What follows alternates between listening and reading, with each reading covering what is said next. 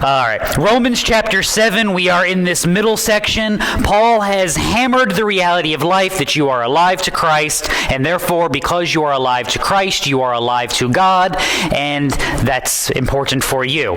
But Paul has also been a little harsh, I guess you could say, about the law.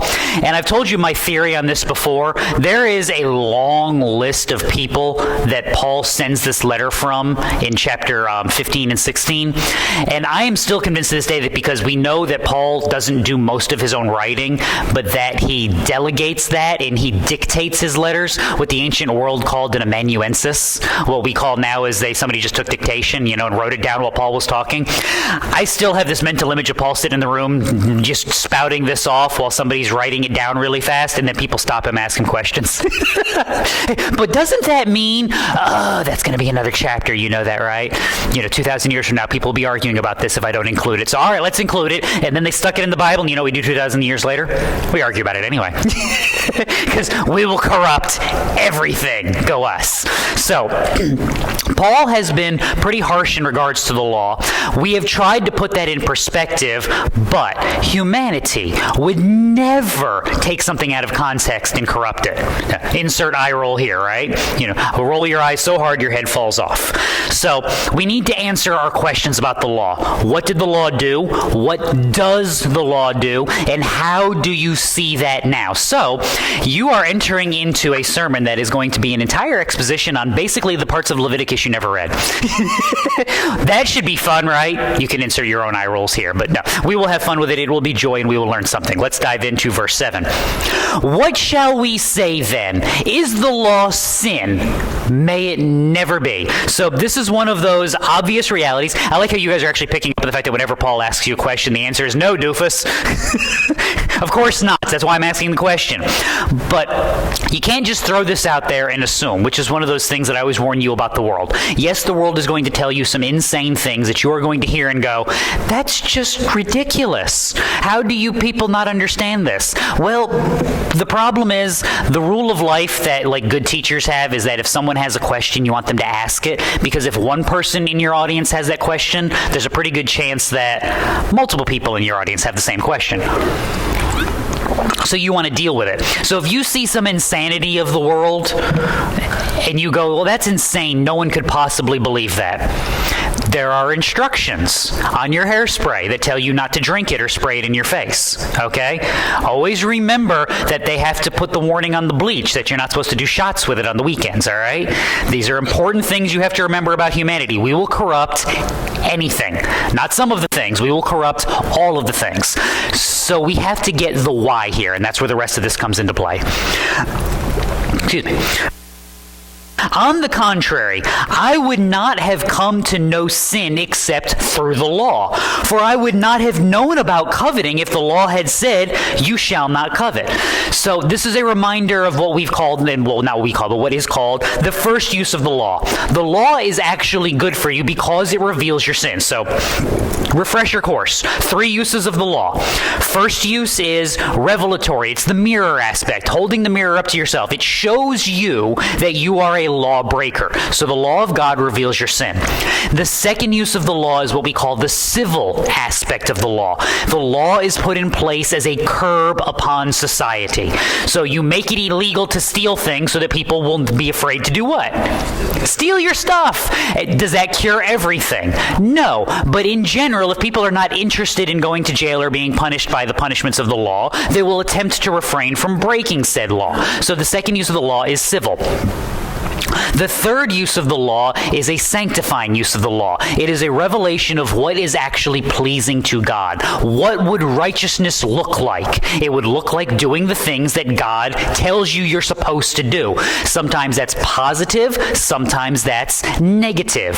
So, like case in point, it's assumed in the command when you tell your kids to stop running in the living room that they should do what in the living room? Stop running. That they should walk. So when you say, don't run in the living room, interim. Does that mean skipping is okay? No, you little Pharisee. It means stop running and you should walk.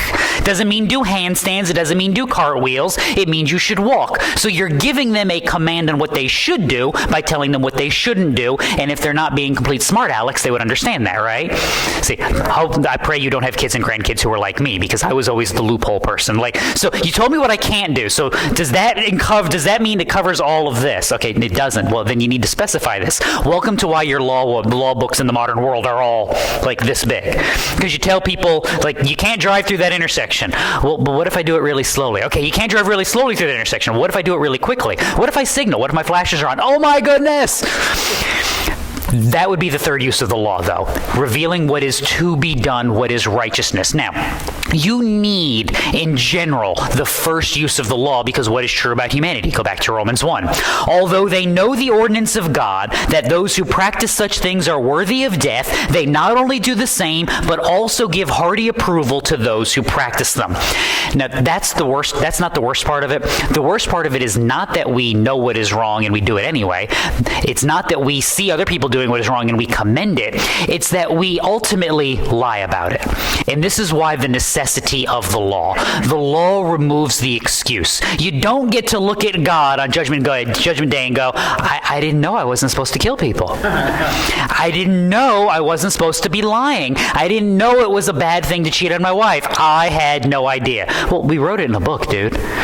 We put it down. Every human society has followed this and known this. You knew!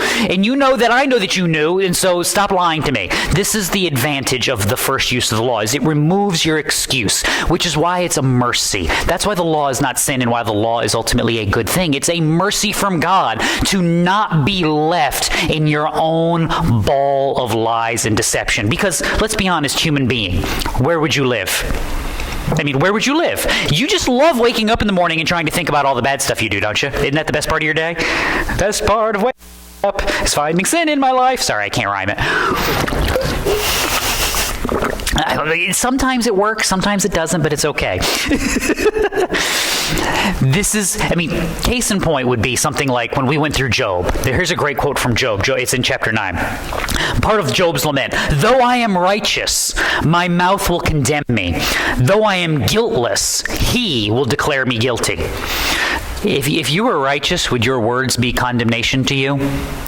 No, that's a little oxymoronic. And if you were guiltless, would the righteous just judge of all the earth condemn you as guilty? No, but what is Job doing? He's lying to himself. When is that lie undone? When God shows up and he actually is confronted with who God is, and he's like, my bad. I'm going to go sit in the corner and shut up, and I'm going to let you talk because, my bad. It's that Mount Sinai experience. God shows up and the sinner goes, oops. I didn't think this one all the way through. This is why you need the law. This is why it is not an evil and it is not part of sin. And Paul's going to expand on this because he's been consistent on this from the very beginning. So if you go back to Romans 2, when Gentiles who do not have the law do instinctively the things of the law, these, not having the law, are a law unto themselves. Meaning, the reality of God, because God is the maker of heaven and earth, is the reality for humanity. This is why when we talked about this section in Romans 2, we talked about this when we went through the Ten Commandments way back when in Exodus 20. There's really not, on any mass scale, a human society that tries to violate the standards that God lays down in things like the Ten Commandments. You might find some weird cult living out in the wilderness somewhere. Well, but it's not in the wilderness at this point. It's basically Northern California, isn't it, at this point? You find some weird cult in Northern California, you'd be like, no. Adultery is good, and we will practice it. Okay, there's 8 people, and all of them are weird. There is no major human society that can function for any long-term period that does not try to protect marriage. Likewise, there's no society that can function for any length of period on any scale that does not protect the sanctity of life, the sanctity of truth, or the sanctity of property. What happens to your society when we go, no, it's perfectly fine to steal from your neighbor. We're living that experiment right now. It's called Portland and San Francisco. Have you seen the news? What's happening? Insurance brokers are like, yeah, good luck with that. Stores are eventually doing what? Yeah, we can't supply you stuff because you people keep taking it. See, we have goods that we paid money for, and you want the goods, but you refuse to give us any money for the goods, and then you take our goods anyway. We can't just keep paying money to stock the goods. See, society breaks down. The store leaves, and now where do the people get their goods? It's like we stole all the stuff, and now we're out of people to steal stuff from. Who'd have thunk it? In order to have a functioning society, you have to have an understanding of God's law. Why? Because that's how God built the place. It's like part of the owner's manual. It's not a design flaw. It's a feature. It's how this works. So, of course, Paul is consistent on this. You can go back to a letter he wrote previously, Galatians 3. The law has become our tutor to lead us to Christ so that we may be justified by faith. And part of the reason why Paul has been consistent on this is, one, the reality that God has put in there, but the reason why this is the reality of existence is because this is the function for a sinful society, to see their iniquity, to see their sin and go, you know what we need? We need some sort of mechanism by which this sin can be undone. We need some mechanism by which men will stop craving the things the law has told them not to do. And then Jesus goes, hello, hi, over here, hi, what you doing? You did this way, which is what are you pointing the world to? What are you pointing yourself to daily? Every look you take at yourself, take what? 10 looks at Christ, at the work that the Savior has accomplished. This is your joy. There is one salvation from beginning to end, because again, this is how God has designed the place. Go back to the prophets of the Old Testament, Micah 6. With what shall I come to the Lord and bow myself before the God on high? Shall I come to him with burnt offerings, with yearling calves? Does the Lord take delight in thousands of rams and 10,000 rivers of oil? Shall I present my firstborn for my rebellious acts, the fruit of my body for the sin of my soul? He has told you, O man, what is good, and what does the Lord require of you? But to do justice, to love kindness, and to walk humbly with your God. What would that look like, Micah? How do I do justice? Not murdering, not lying, not stealing, not bearing, not coveting. How do I walk humbly? Not coveting, being satisfied with the things of God, honoring the Sabbath, worshiping God, treating him as holy. I mean, this is what it would look like to do all of those things. It would be to say, you have told me what I should not do, and by looking at what I should not do, I see your righteousness, and I know instinctively now what I should do. That's the function here. That's what Paul is getting on about. This is what the law produces. Now, unfortunately, because we're sinful, and sinful people corrupt everything, this good thing that God has given, guess what we do with it? Yeah. Verse 8. But sin, taking opportunity through the commandment, produced in me coveting of every kind. It's like looking at your children and going, those cupcakes, don't eat any. I made them for church. What did you do the rest of Saturday afternoon? Walked up to that little cake pan, little smudges on the glass. Or when you go to the grocery store and they used to have that, remember the bakery sections when they actually used to make the stuff fresh and put it out there and be like, no, you're not getting any of that. We're going to go buy the cheap bread in the aisle. And you just walk by the bakery, leaving drool marks on the glass as you go by. Some poor soul's got to come behind you and clean that. Now, where does that come from? It comes from the same place I warn you. Like, how many of you taught your kids and grandkids to lie to you? And everybody has had a 2-year-old at least once do what? Lie. Yeah. And you look at the kid and go, well, who taught them that? They did. They learned it themselves. If I don't tell them the bad thing I've actually done, they may never find out about it. Now, granted, the 2-year-old's not good. Did you eat the cookie? Chocolate smears down the side of their face? 2-year-olds and my mother-in-law, to this day, chocolate smears every time they eat any kind of chocolate of any kind. You think I'm kidding. My mother-in-law is 60-something years old. To this day, if she eats an ice cream bar that she loves, it's like, looks like somebody did Joker makeup for Halloween. But that's neither here nor there. So the 2-year-old says what? No, I didn't eat the chocolate bar. Why? Because I wasn't supposed to eat the chocolate bar. I know you told me not to eat the chocolate bar. I know it was bad to eat the chocolate bar, but I ate the chocolate bar anyway because I really wanted it. It was yummy. But I figure if I don't tell you what I did, you might not actually find out.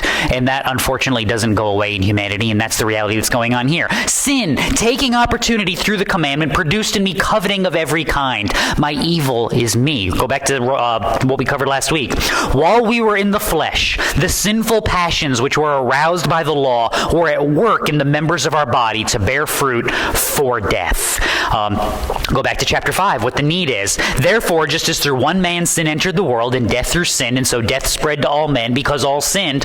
Until the law, sin was in the world, but sin is not imputed when there is no law. So again, the law is not his fault here. The law is not at fault here, if I can speak English. I am. I'm the culprit. What has been true going back to the beginning? Genesis 6.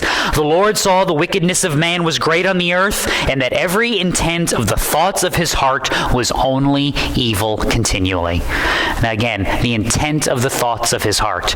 Not because you ate the chocolate bar, not because you ate the cupcake, but because you did what? I wanted to. There's the sin. You told me not to do it, and now what do I want? I want the thing you told me I couldn't have.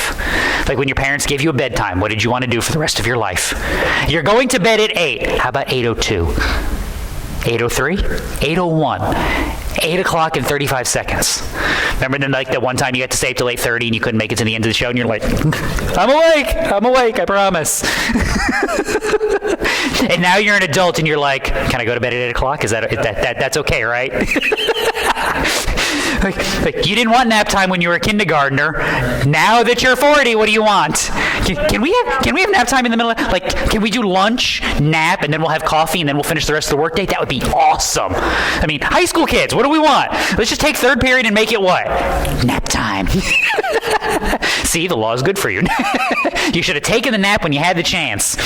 Now, the rest of this is important. For apart from the law, sin is dead. How?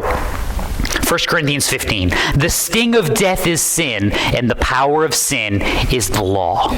See, the legality hasn't changed just because you didn't know the law. What has changed is your ability to lie about it. This is why the law seems dead, because you don't care. That's what I always tell you. The pagan who does not care about God, does he care about his sin? No, because he's lied to himself, he has calloused his heart, he has hardened his soul, all of those analogies, and he says what? This is good. I have declared it good. That's why Isaiah 5 has to warn you. Woe to them who call evil good and good evil, because that's what we do. We've lied to ourselves about what is good. And believe me, you want to see what this is? Go watch the news for 5 minutes, and you will see what? Myriads upon myriads of people who have done what? Lied to themselves about what is good. Because they have convinced themselves, no. This thing that every human society since the beginning of time has known you should stick into the corner, we have said what? This is wonderful. I mean, great historical example of this. Don't you just love that we make actors and TV personalities heroes and give them gobs of money? You rewind to the pagan Roman Empire and you do realize senators couldn't be seen in public with actors because they were considered to be the dregs of society. They were considered just below the bottom of the barrel. Why? They lie for a living. And anyone who lies for a living should be what? Should you listen to them? Should you take their advice? Should you even hang out with that person? No, they lie constantly. You can't believe anything about them. And if you're willing to associate with that person, what does that say about you? Instead, now our politicians are the actors. I'm not going to get on that soapbox. I'm not going to do it. I'm going to behave myself. What does it say about our society, though, where we exalt that sort of thing? To borrow the politician example, what does it say to ourselves that we look at some of these guys and go, yeah, but this one lies less than that one? What kind of standard is that? This guy's less evil than that guy. Oh, go team! Why do we do this? Because we've convinced ourselves that our hope is here, that there's something that benefits us in this exchange, and because we have walked into such a broken culture that we have created because we have exalted sin and ignored it, that we are left with these decisions that we're unwilling to part from. But I've told you before, one of the most dangerous phrases in human history: something must be done. The minute someone tells you that something must be done, I've said this before, I'm going to say it again, you can get mad at me if you want. The minute someone says that something must be done, stupidity is about to abound. Because when something must be done, what will you accept as that something? Almost anything. Almost anything. It's the same thing when somebody goes, there ought to be a law. No, there shouldn't. We have enough. Let's get rid of some of the ones we got and actually let people pursue righteousness for a change. What do you think? Why is that the problem, though? Because we say that we've got to do something. We abandon our standards. We abandon our methods. We corrupt everything just for the sake of saying we accomplished it. Go team, we did this. Aren't we awesome? And it doesn't matter what side of any aisle you're on. Nobody's thinking. Nobody's evaluating. We're all just doing. And then it's like when you were a kid and you told a lie, like, who are you going out with? Oh, I'm going out with so-and-so. And you weren't going out with so-and-so. And, well, where did you go? And now what happens? By the time you're 3 lies in, what do you remember about the first one? I don't know, because it wasn't what I actually did. This is the world you're in. You made the bad choice here, and then you tried to cover it up by making this bad choice, and then you tried to cover it up by making this bad choice. And soon, what are our options? This is why... This is the power that the law has. This is the produce that sin corrupts with, is it looks at you and goes, well, lie about that. Well, pretend it's okay. And then once you've gone down that road, you're now looking around going, how in the world did I get here? Now, again, Christian, when you're in that spot, what's the cure? Just stop here. Get back to the beginning. Get back to Christ, and then do what? We start again. Get back on the highway, move in the right direction. This is the hope, this is the joy. This is the encouragement Paul had given, Galatians 6. Do not be deceived. God is not mocked. Whatever a man sows, this he will also reap. For the one who sows to his own flesh will from the flesh reap corruption. The one who sows to the Spirit will from the Spirit reap eternal life. Now pause. How in tarnation do you sow to the Spirit, Christian? Is that possible apart from Christ? No. So evaluate, what are you doing? What foundation is it coming from? And what are you hoping to accomplish? In other words, why are you? Why do you exist the way that you do in this world? What are you attempting to build? You're evaluating all of the things. And the minute you find one of those out of whack, well, again, kill it, fire, the whole bit, you know the routine. Why? Because you found the sin. And the iniquity and the sneakiness of sin is that, again, does Satan come dancing in a unitard with little horns and a pitchfork going, follow me, we're evil, No, he disguises himself as an angel of light. Because you look at this and go, well, I've got to do something, maybe. What's your Christian example for how you live? Think through all of the examples in the way that Paul describes Christian living in the world. What are all the comparisons that he makes? A ship with an anchor. A tree with deep roots. A home that what's one Jesus uses? A home with a deep foundation on rock. What do all of these things have in common? What don't they do? They don't move. Ships with good anchors aren't supposed to be drifting around in the ocean, are they? Trees with good roots aren't supposed to be flying around the swamps. Homes that are built on solid rock with deep foundations aren't supposed to be drifting away in floodwaters. These things are all not moving. When we look at ourselves, we have to do something. Standing right here and resting on Christ is doing something, and sometimes that's the most important thing. The lie is that we have to get into the muck and the mire. We have to get dirty with them in order to be like them so that we can pull them out. No. There are times when you have to stand on the outside and say, this is the good place, get out! And when we lose that, we lose the truth, we lose the effect that sin has, and we forget what has actually saved us, who has actually saved us, and how we actually stay there. Verse 9. I was once alive apart from the law, but when the commandment came, sin became alive, and I died. Again, here's the great problem of humanity. Our use of the law and how we lie to ourselves. Again, how could you possibly be alive from the law? Because you didn't care. And you were lying to yourself about what? I am a good person. Then the law shows up and tells you what? Never mind. Oh, but ignore that law, where you're just not using that correctly. See, if you got to use it like this, what did the Pharisees do? We're going to take that law of God, and we're going to ignore how it reveals our own hearts, and instead, we're going to make it an outward expression. We're going to use it incorrectly so that the thing that was supposed to be a bludgeon to smack us upside the head will become a bludgeon to smack you upside the head. Aren't we awesome? This is great. We've taken the sledgehammer, and instead of doing this number, we're doing this number. Aren't we awesome?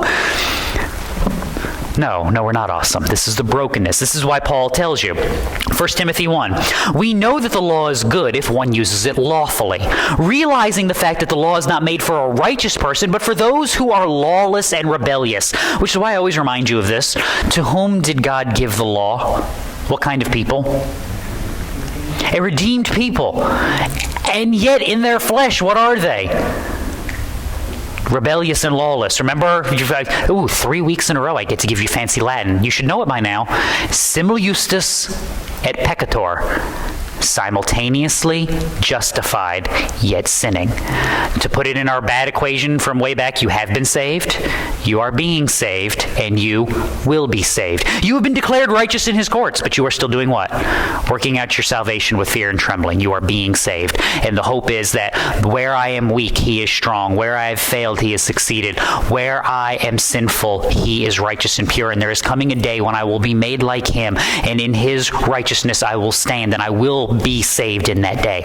That's the hope in which you live, and that's what the law is trying to show to these people. For the ungodly and sinners, for the unholy and profane, for those who kill fathers or mothers, for murderers and immoral men, this is who the law is for. Immoral men, homosexuals, kidnappers, liars, perjurers, whatever else is contrary to sound teaching. So Paul basically I am out of things to list. There is more that could be said, but you know what? You will know what it is if you know the truth. And when you see it, run, throw the hymnals, scream, there's a warning to others, get out, right? So again, where are the righteous people? Paul's already told you in Romans 3 that there are none who do good, none who seek after God. Why? Because he can quote the Old Testament, because he recognizes the reality of humanity. So what now? Verse 10. This commandment, which was to result in life. Now, pause for a second. This was always the point of God's law. Leviticus 18, so you shall keep my statutes and my judgments by which a man may live if he does them. I am the Lord.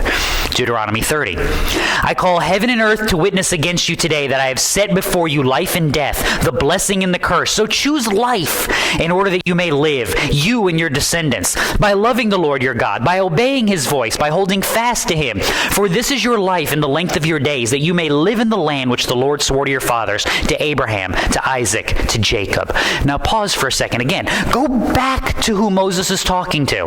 That's Deuteronomy 30. These are people that have wandered in the wilderness for 40 years because they wouldn't take the good land that God gave them. God's literally, here's the land. Go take it. I will go before you. I will fight for you. The same I who wiped out Egypt. Remember, the big bad on the block, the one who nobody could conquer, the one who nobody wanted to go to war with. I wiped them out to demonstrate my power. And now here are the lesser Canaanites at war with each other. You do it one city at a time, sweet Jesus, knock it all out, and it'll be good. And the Israelites went, but they're tall. All right, 40 years around the mountain, we're doing this again and again and again and again and again and again and again. And Moses, despite his own sin, despite the sin of Aaron, despite the sin of Aaron's children, despite the sin of their sister Miriam, basically everybody who should have been good leadership for Israel was like, nah, it'll be fine. It'll be fine. We got this. No. And Moses at the end of this says what? Choose life. And you're like, we can't. We can't choose life. That's exactly the point. All of that law, all of those standards should have been a revelation to what of this people that God has redeemed. That we're still broken and we're still sinful. And you know what we need?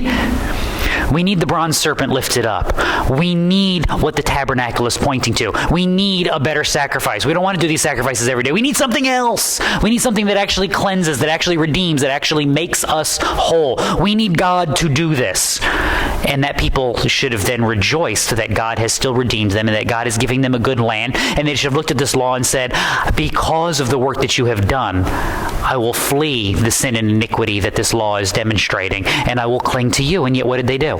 Because we'll corrupt and lie about what? Everything. And this has been the human condition from the beginning. This is the problem. And then we blame what? It's not me. It's not that woman you gave me. It's that law you gave me. It makes me feel bad about myself, and I don't like that. I mean, you think I'm kidding. Have you seen some of the things that European countries are doing? You said mean things online. In that Facebook post, we didn't like it. I mean, the English arrested a woman for praying in public. Yeah, they did. Then they went to somebody else's house and arrested somebody else because they said mean things on a Facebook page. You know, those were a little hurtful and possibly anti-Semitic, right? It wasn't anti-Semitic. What was it against? I can't remember what group it was against. It doesn't matter. It was mean and it hurt somebody's feelings. Why? Because the problem is not that I'm soft. The problem is not that I don't like what you said. The problem is that you had those thoughts, and we will change them. We will corrupt and change and lie about everything. Psalm 1. How blessed is the man who does not walk in the counsel of the wicked, nor stand in the path of sinners, nor sit in the seat of scoffers. But his delight is in the law of the Lord, and in his law he meditates day and night. He will be like a tree firmly planted by streams of water, which yields its fruit in its season, and its leaf does not wither, and in whatever he does, he prospers. See, at the end of the day, because we'll corrupt and we'll lie and we'll change the standard and we'll move the goalposts left, right, and center, Christian, you'd best anchor on what God has told you is good and on how he has told you that goodness is accomplished, because it is the only sure standard. Where, again, what's the metaphor here? That was the word I couldn't come up with earlier. Metaphor. I had simile in my head and I couldn't get to metaphor. It's like a tree planted by a stream. Where do you expect to find that tree 20 years from now? Planted by the stream. It doesn't go anywhere. It doesn't leave. This is what you're supposed to be like. How do you find this immovable, uncorruptible standard? By resting upon who God is and what he has said. This is what the commandment is supposed to do. It's supposed to result in life, to show you your sin so you will cry out to God, so that he will redeem his people, so that you will then, by the power of his Spirit, live in righteousness according to what? What he has laid down according to what righteousness would look like. To love the Lord your God with all your heart, soul, mind, and strength, and to love your neighbor as yourself. Well, again, what does that look like? It looks like honoring the Lord and serving him only, not taking his name in vain, not making an idol and worshiping some other thing. What does it look like to love my neighbor as myself? Not killing him, not stealing his stuff and lying to him. These are good starts, aren't they? There's probably should be more to that, but that's why what's the expansion Jesus gives you? How would you like to be treated? What should you do for your neighbor? Treat him the same way. So you go, well, but God, but I didn't kill him, and I didn't lie to him. Yeah, but you didn't help him. You didn't teach him. You didn't instruct him. You didn't disciple him. You didn't love him. This is why the standard that Jesus gives you is what? How will you know? How will the world know that you're my disciples? If you have love for one another. This is the commandment that is supposed to produce life, because it's revealing what? That God has changed who I am, and I no longer operate according to the course of the world. I no longer operate to the way that they tell me to live. I operate according to what? The way that God tells me to live. But instead, because we're people, that which should have been life proved to result in death for me. Why? Romans 3. All have turned aside. Together they have become useless. There is none who does good. There is not even one. Their throat is an open grave. With their tongues they keep deceiving. The poison of asps is under their lips, whose mouth is full of cursing and bitterness. Their feet are swift to shed blood. Destruction and misery are in their paths, and the path of peace they have not known. Tell us how you really feel. There is no fear of God before their eyes. Which, again, what's the cure? What changes that? How do we get from death to life? It is written that Abraham had two sons, one by the bondwoman and one by the free woman. But the son of the bondwoman was born according to the flesh, and the son by the free woman through the promise. This is allegorically speaking, for these women are two covenants, one proceeding from Mount Sinai bearing children who are slaves. She is Hagar. Now this Hagar is Mount Sinai in Arabia and corresponds to the present Jerusalem, for she is in slavery with her children, but the Jerusalem above is free. She is our mother. What's the point Paul's making? It's Galatians 3. You're not born in slavery when you are born in Christ. You are born free. Free to do what? Love the Lord your God with all your heart, soul, mind, and strength, and love your neighbor as yourself. Free as the Holy Spirit has empowered you, as your mind has been renewed, to no longer live according to the course of the pattern of this present world, but to change and break out from that, to trust and live for him, and to honor him because he has empowered you to do so. So, since Paul has talked a lot about you, he figures he should talk about himself a little. It's only fair. It's his letter, right? Get to talk about me. Now he's Toby Keith. I want to talk about me. I want to talk about I. And then because I only ever listen to that song on the Chili's commercial, I want to talk about barbecue. Oh my, oh my. Remember they used that for the ribs commercial? They got rid of the baby back song? Yeah. Come on now. I can't be the only person who thinks of life in jingles and bad 80s music, can't I? For sin, verse 11. For sin, taking an opportunity through the commandment, conceived me, and through it killed me.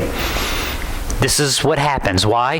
Well, because the work of Satan doesn't stop. What happened in the garden? He said to the woman what? Indeed, has God said, you shall not eat from any tree of the garden? And the answer should have been, no, he didn't say that. Get out. Why are you trying to lie and twist this? Unfortunately, we didn't say that.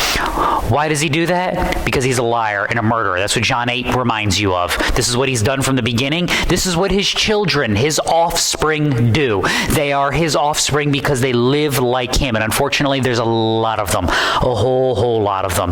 And this is what sin accomplishes. It works hand in hand with its master. Genesis 4.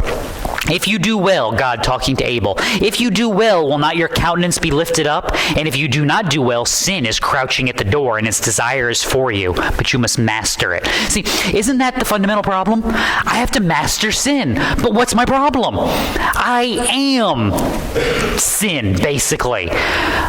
You tell me a law, what's my first thought?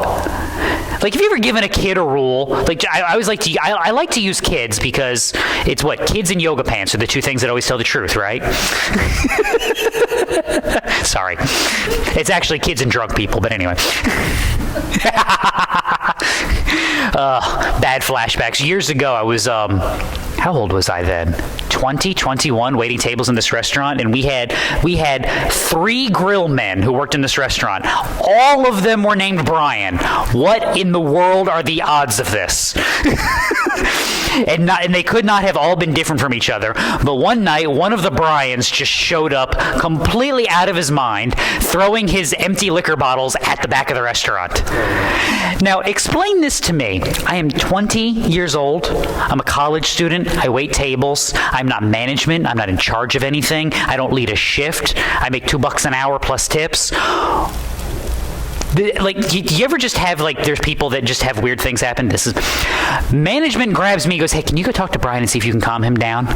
Why is this my job? Why am I the guinea pig, the sacrificial lamb here? I've joked with you guys before. Cameron will vouch for this. I am the person, I don't talk to people at the store because you know how you go to the cash register and you just say hey to the cashier and then you go, hey, how are you? Now, what's the next thing that happens in that conversation? They go, hey, how are you? And then they check out your stuff and you leave, right? See, that's what happens to normal people. When I say, hey, how are you? They proceed to tell me. And I don't know why. I don't even have to say, how are you anymore? I just have to say hi. And they start going, hey. And then they start talking to me about their children and their nephews and their nieces and which kid went to jail and which kid's on drugs. And I'm like, okay, here's some advice. I will pray for you guys, and I'm sorry. I mean, what do you mean to do? It's the checkout line of Walmart.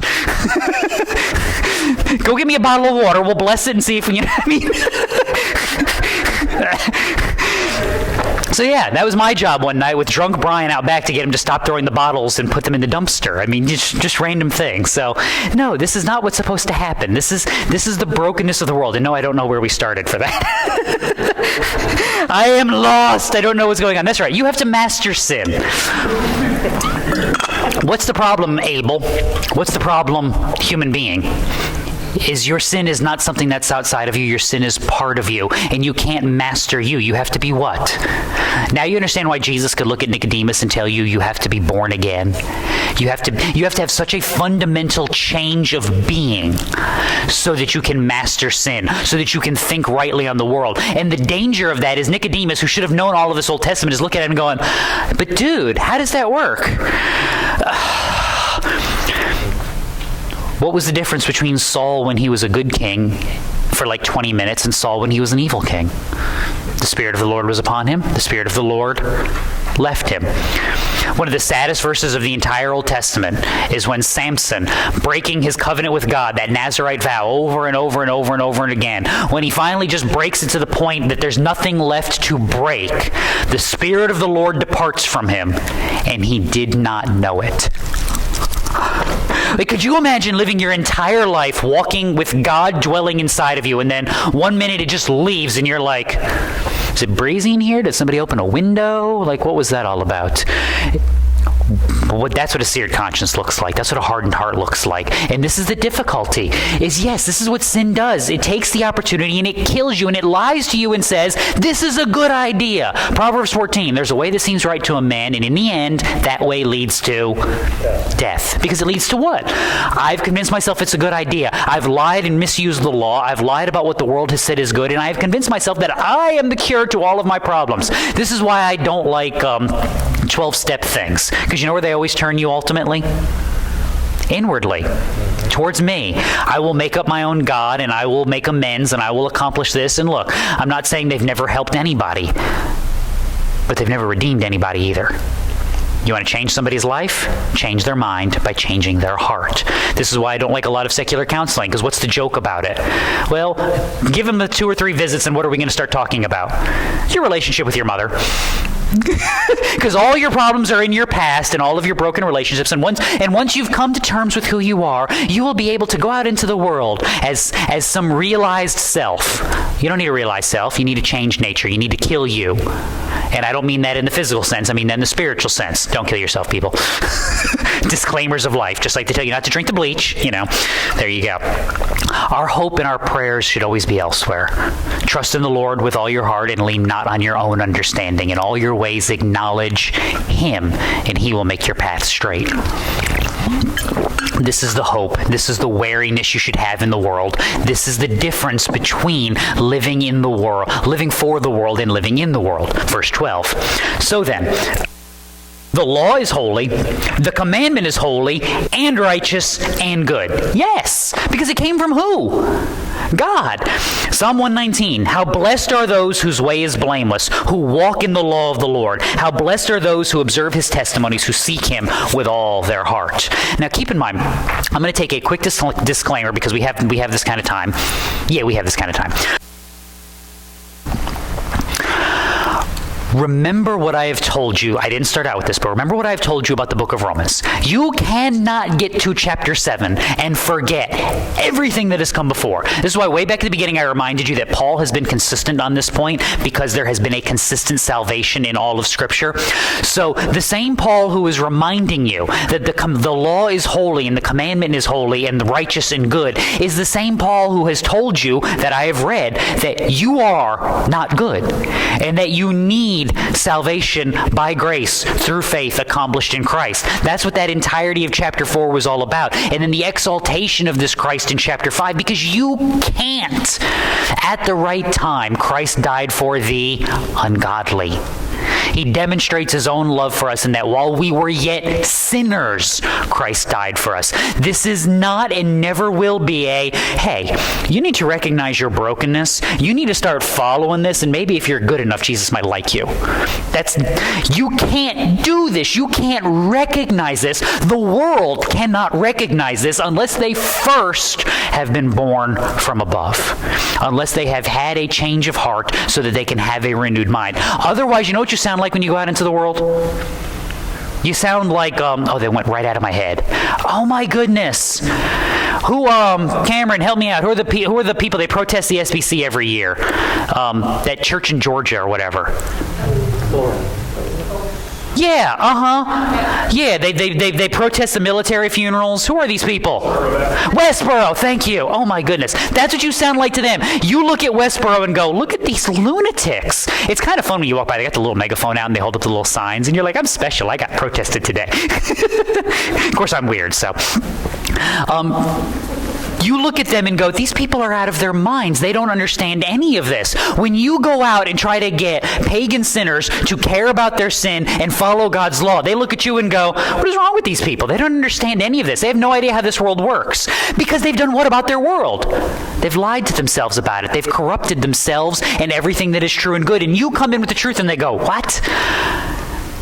So you can't change it from the outside in. You have to change it from the inside out. We preach Christ and Him crucified so that they would know the truth and that truth would then set them free. Then and only then do they look at this and go, oh, got it. So this is actually a good thing to have borders and guidelines in my life. It's actually a good thing to know the righteousness of God and to actually have a standard by which I can define what loving my neighbor looks like. Because again, when left to my own devices, what would I think loving my neighbor looks like? See, at heart, I'm a hermit. I've told you guys this before. Like, if it weren't for Cameron and the kids, I'd be like in some cabin in Alaska, like trapping meerkats or whatever they trap up there, and you know, cooking over a little fire, trying not to freeze to death. That would be me. And I would tell myself what? What would be my lie? Because I have told myself this lie on numerous occasions. You know how I love my neighbor? By leaving him alone. I don't bother him. I don't annoy him. I don't make his life miserable. I stay out of his way, and that's how I demonstrate my love for him. What's the problem with that standard? You're laughing because you're like, good idea. If only you had left us alone. No. You thought it, I just said it. It's okay. What's the problem with that standard? It's not a biblical standard. Paul looks at you and says what? You have to lift your brother up. You have to confront your brother in his sin. You have to win him from the darkness. You have to do all of these things. That actually requires what? Talking to him, being around him, knowing something about his life, actually being involved. You're actually supposed to gather with the saints. You're actually supposed to worship God in the community of his people. You're going to spend eternity with these people. You might want to get used to living with them now. Just some FYI. See, I can lie to myself and convince myself that what I think is good is actually what God thinks is good, because I've abandoned the standard. That's why the law is holy, because it smacks me upside the head and goes, look, doofus, I know you like that and that's your utopia, but that's not how this place is built. And while that might be good for you in the moment, you know what it's not going to be? It's not going to be good for you for the long term. I mean, case in point, we did a good job of lying to the world for years and years and years, and we told them what? Marriage is evil. Children are a drain on your life. Avoid it at all costs. And what have we produced in society in the last 40, 50 years? A society of people that are avoiding marriage, despising children, and making their lives all about who? Themselves. And what has that done to our society? What has that done to our next generations? What has that done to the way we see our current generations? And look, if you don't have kids, and I know there's a lot of you in here that don't, that doesn't make you bad people. I'm talking about people who are intentionally forsaking God and forsaking the things of God so that they can live for themselves and unto their own righteousness. Sometimes things happen, sometimes decisions get made, but that's not, again, if I'm not talking about you, I'm not talking about you, don't take it personally. It breaks the society because we take the fundamental units, we throw them out, and then we go, look what we've made. Isn't it wonderful? Yes, we've made the cat lady. Go team. We've made 28-year-old children who are guys. Go us. I mean, if you want a good laugh, go get lost in the YouTube rabbit hole. I always joke, like, you ever do this on YouTube? Like, you watch a video because you're like, I need to know how to fix my coffee maker. And then they make a suggestion at the end and you click on it, and then make a suggestion at the end and you click on it, and then you're like, how did we get here? And there is an entire series, Cameron and I have done this a couple of times, of these groups of guys who are just basically encouraging you, don't marry, just date women, use them, never have children, keep all of your money. And to see the bitterness and the anger that they have, and to see the groups of people who tell them how wise and brilliant they are, is frightening. It's absolutely frightening. I got to watch one argument. A Christian woman was having a debate with one of these guys, and she actually looked, she goes, well, you claim to be a man of principle and of discipline and of accomplishment. Why can't you discipline yourself to commit to one woman? And he's like, I'm just not built that way. And the look on her face was just like, what do you say to that? Where does that come from? That comes from a society that has seen a problem in how we treat people and has said the cure is what I think would be a good idea because it benefits who? And since it benefits me, I've decided that it's good for everybody. This is what forsaking of God looks like, and this is what it produces in real time and in the grand scheme of things. So Paul continues, therefore, because the law is holy, therefore did that which is good become a cause of death for me. May it never be. The law is not my enemy. Psalm 19. The law of the Lord is perfect, restoring the soul. The testimony of the Lord is sure, making wise the simple. How does the law restore the soul again? By revealing your sin so that you'll cry out to God, so that he will redeem you, so that you will then live in righteousness according to what God has laid out. Always remember that.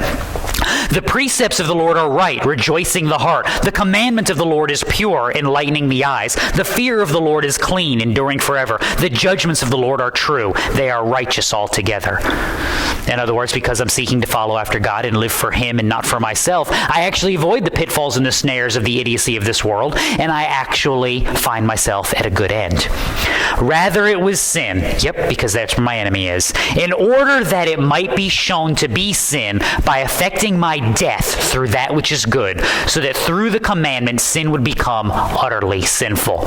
There's the summation right there, that sin would become utterly sinful. The law is good and righteous because it shows you your sin, so that you will recoil in horror from your iniquity, so that you will cry out to God, so that God will redeem your heart, change your mind, and set you on a new path of sanctification towards his glorious kingdom, so that when you are confronted with that sin again, you would recognize it as what? Utterly sinful. The lie would be undone so that you would walk in the truth, and sin would no longer be this friend that you coddle, but it would be something that you reject and seek to kill with fire, so that you will glorify the God who has loved you and redeemed you. And this is the hope, and this is the produce that God has made. To forsake that would be to forsake everything that God is and everything that he has done. To forget that is to go out into the world with your ideas. There's a way that seems right to a man, and in the end that way leads to. To remember that is to ground yourself rightly, to be built up properly, to rest in the right place, rejoicing in the accomplished work that Christ has given, and then going to battle in the right foundations and attacking the right problems in the world. Always remembering who you are and where you stand and why you stand, so that as you undermine the iniquity and sin you encounter, you are actually attacking its foundations and then building up rightly, discipling rightly with a Savior who can actually save. So let's pray.